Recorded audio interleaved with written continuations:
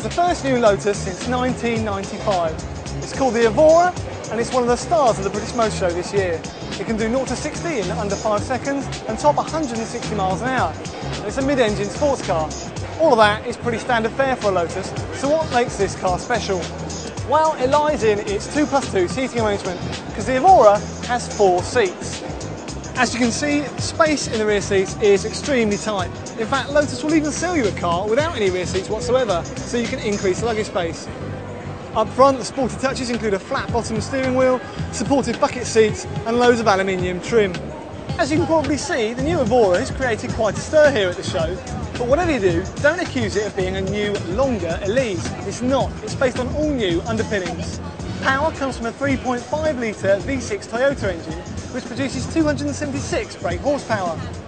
Now, prices, they're yet to be confirmed, but they're expected to start at around £45,000 when sales kick off next spring. That puts it bang up against talented rivals like the Porsche Cayman, so it had better be good.